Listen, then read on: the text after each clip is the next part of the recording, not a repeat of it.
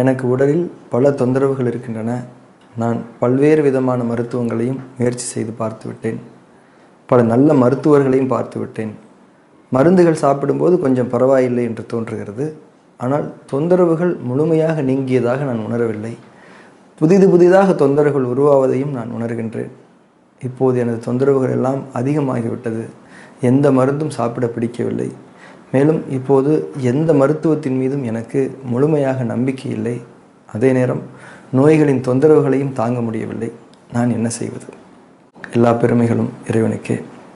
இந்த கேள்விக்கு என்னுடைய புரிதல்களின் அடிப்படையிலான ஒரு பதிலை, விளக்கத்தை இப்போது நான் பகிர்ந்து கொள்கின்றேன். வாழ்வியல் ஒழுங்குகளில் நிலை பெற நாம் தவறிவிட்டதே நம்முடைய நோய்களுக்கு காரணம் என்பதை முதலில் நாம் உணர வேண்டும். அதாவது உணவு, ஜீரணம், கழிவு நீக்கங்கள், ஓய்வு, தூக்கம், பொருள் ஈட்டுதல், உறவு மேலாண்மைகள், வாழ்க்கையினுடைய நோக்கம் பற்றிய தெளிவு, இறை வணக்கம் ஆகிய நம்முடைய வாழ்வியலின் அடிப்படை அம்சங்களில் நாம் அதற்குரிய ஒழுங்குகளை பேணாமல் தவறிவிட்டதே நம்முடைய இன்றைய சுகவீனங்களுக்கு காரணம். வாழ்க்கை என்பதும் வாழ்வியல் ஒழுங்குகள் என்பதும் நம்முடைய நன்மைகளுக்காக நம்முடைய இறைவன் அமைத்ததாகும். இறைவன் அமைத்த அந்த வாழ்வியல் ஒழுங்குகளை பின்பற்றி வாழ்பவர்களுக்கு இந்த உலக வாழ்க்கையில் சுகமான வாழ்வு நிச்சயமாக உண்டு. மேலும் இந்த உலக வாழ்க்கையை கடந்தும் பெரும் நற்பாக்கியங்களை இறைவன் அவர்களுக்காக பிற்படுத்தி வைத்திருக்கின்றான்.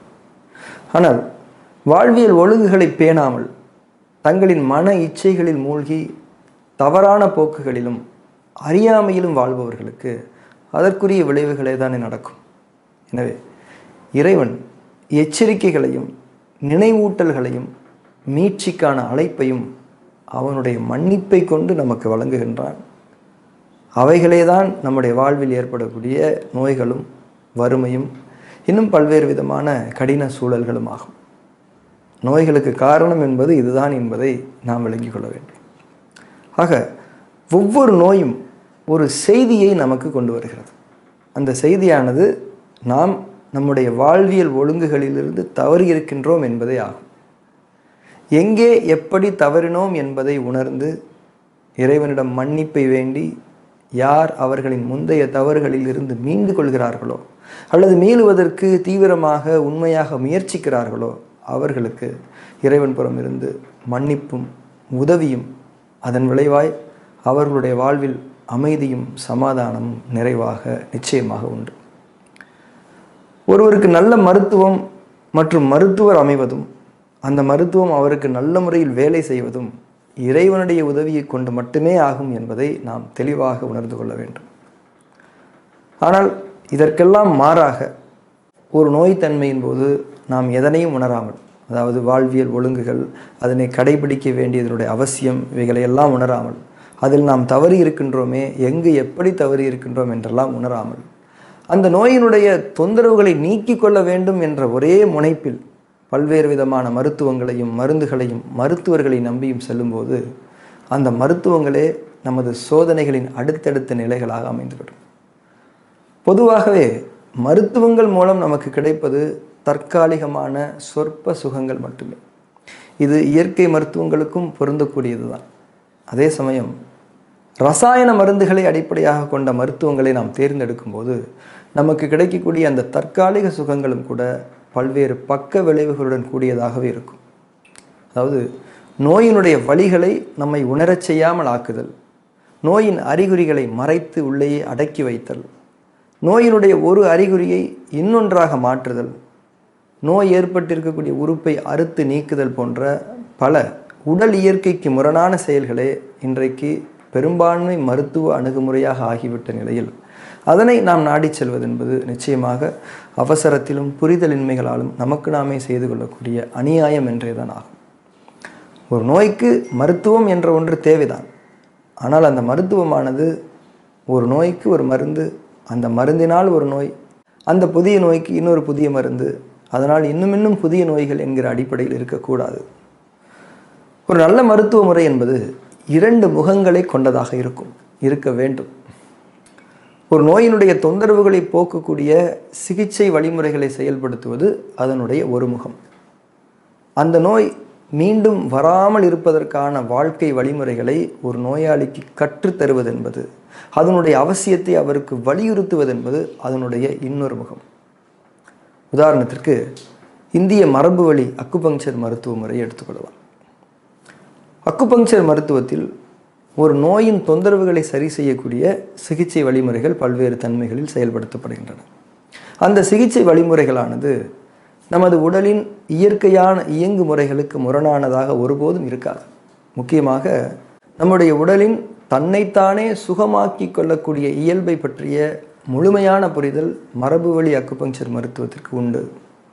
உடலின் தன்னைத்தானே சுகமாக்கி கொள்ளக்கூடிய அந்த இயல்பிற்கு அனைத்து வகைகளிலும் துணை செய்யக்கூடியதாக அமைந்து நமது நோய்களுக்கு எந்த விதமான பக்க விளைவுகளும் இல்லாமல் சுகம் தருவது மரபு வழி அக்குபங்சர் மருத்துவத்தின் சிறப்புகளில் ஒன்றாகும். மேலும் முக்கியமாக உணவாக கொள்ள முடியாத எந்த ஒன்றையும் மருந்தாகவும் கொள்ள முடியாது, அதாவது உணவேதான் மருந்து என்ற கொள்கையில் உறுதியாக இருக்கக்கூடியது மரபு வழி அக்குபங்சர் மருத்துவமாகும். அதாவது இந்த மருத்துவத்தில் ரசாயன மருந்துகள் தருவது என்ற பேச்சுக்கே இடம் கிடையாது. உணவின் ஒழுங்குமுறைகளை பற்றிய வலியுறுத்தல்கள் மட்டுமே தெளிவாக ஒரு நோயாளிக்கு வழங்கப்படும். அடுத்து மரபு வழி அக்குபங்சர் மருத்துவத்தின் மிக முக்கியமான முகம், மிக முக்கியமான பணி என்னவென்றால், ஒரு நோயாளிக்கு அவரின் நோய்த்தன்மையின் காரணங்களை பற்றி விளக்கம் அளிப்பதும், அந்த நோய் மீண்டும் வராமல் வாழ்ந்து கொள்வதற்கான வாழ்வியல் வழிமுறைகளை எடுத்துரைப்பதும் ஆகும். அதாவது உணவு, ஜீரணம், கழிவு நீக்கங்கள், ஓய்வு, தூக்கம் போன்ற நம்முடைய வாழ்வியல் அம்சங்கள் மற்றும் அதில் நாம் கடைபிடிக்க வேண்டிய ஒழுங்குகள் குறித்த ஞானங்களையும் வழிகாட்டல்களையும் வழங்குவது மரபு வழி அக்குபங்சர் மருத்துவத்தின் மிக முக்கியமானதொரு அங்கம். இதனை ஒவ்வொரு மரபு வழி அக்குபங்சர் சிகிச்சையாளரும் உறுதி செய்தும் கொள்ள வேண்டும். நாம் ஏற்கனவே புரிந்து கொண்டபடி நம்முடைய வாழ்வியல் ஒழுங்குகளிலிருந்து தவறியதே நமது நோய்களுக்கு காரணம். வாழ்வியல் ஒழுங்குகளிலிருந்து நம்மை தவறச் செய்தது எது? நம்முடைய மனம்தான், வேறு எதுவும் அல்ல. பெருமையும் பொறாமையும் கவலையும் துக்கமும் கோபமும் பயமும் புரிதலின்மையும் அறியாமையும் நிறைந்த நம் மனமே நம்மை வாழ்வியல் ஒழுங்குகளிலிருந்து தவறச் செய்து நமது நோய்களுக்கான விதையை நம்முள் விதைக்கின்றது. ஆக நமது நோய்களுக்கான மூல காரணம் நமது உடலில் இல்லை, அதாவது பரு உடலில் இல்லை, மனதில்தான் இருக்கின்றது என்பதை நாம் முதலில் உணர வேண்டும். ஒருவரின் மனதிற்கான மருந்து என்பது அவருக்கு வாழ்வியல் நெறிகளை பற்றிய புரிதல்களை வழங்கி அவருக்கு விழிப்புணர்வை ஏற்படுத்துவதே ஆகும். எனவே நமது நோய்களுக்கான சிகிச்சையோடு சேர்த்து வாழ்வியல் அம்சங்கள் மற்றும் அதன் ஒழுங்குகளை பற்றியுமான புரிதல்களை பெற்று விழிப்புணர்வை பெறுவதே நமக்கான உண்மையான முழுமையான மருத்துவ அணுகுமுறையாக அமையும் என்பதை நாம் அனைவருமே உணர்ந்து கொள்ள வேண்டும். ஆக மேற்சொன்ன புரிதல்களின் அடிப்படையில் மருத்துவம் எடுத்துக்கொள்ளுங்கள். அதே நேரம் மருத்துவங்களையும் மருத்துவர்களையும் மருந்துகளையும் நம்பாதீர்கள், இறைவனை நம்புங்கள். மனம் திருந்தி மன்னிப்பை வேண்டுபவர்களுக்கு இறைவனுடைய உதவி உறுதியானதாக இருக்கும். உங்கள் நோய்களிலிருந்து சுகமடைந்து அதில் நிலை பெறுவதற்கான வழிமுறைகளை இறைவனே உங்களுக்கு அமைத்து அதனை லேசாக்கியும் தருவார். அதில் எந்த விதமான சந்தேகமும் வேண்டாம். உங்களுடைய நோய்களின் தொந்தரவுகள் நீங்கி சுகமாக வாழ வேண்டும் என்ற விருப்பத்தை இறைவன் உங்கள் மனதில் ஏற்படுத்தி இருக்கின்றான் தானே. அந்த விருப்பமே உங்களுக்காக இறைவன் கொடுத்திருக்கக்கூடிய ஒரு அருள் தான். நம்முடைய மனதில் இருக்கும் விருப்பங்கள் நமக்காக இறைவன் கொடுத்திருக்கும் வாக்கு என்பதை உணர்ந்து கொள்ளுங்கள். சுகமாக வேண்டும் என்ற உங்கள் விருப்பத்தை முழுமையாக ஏற்றுக்கொள்ளுங்கள். அதனை சந்தேகம் கொள்ளாதீர்கள். அதாவது அது எப்படி சாத்தியம் என்று கேள்வி வைக்காதீர்கள். விருப்பத்தின் உறுதி சரியான வாழ்க்கை வழிமுறைகளில் உங்களை சேர்ப்பிக்கும். உங்களுடைய நோய்கள் எல்லாம் நீங்கி இறைவன் புறத்திலிருந்து அமைதியும் சமாதானமும் உங்கள் மீது ஏற்பட வேண்டும் என்பது உங்களுக்கான என்னுடைய பிரார்த்தனை. இறைவனே என்றென்றும் எல்லாவற்றுக்கும் போதுமானவன். எல்லா புகழும் இறைவனுக்கு.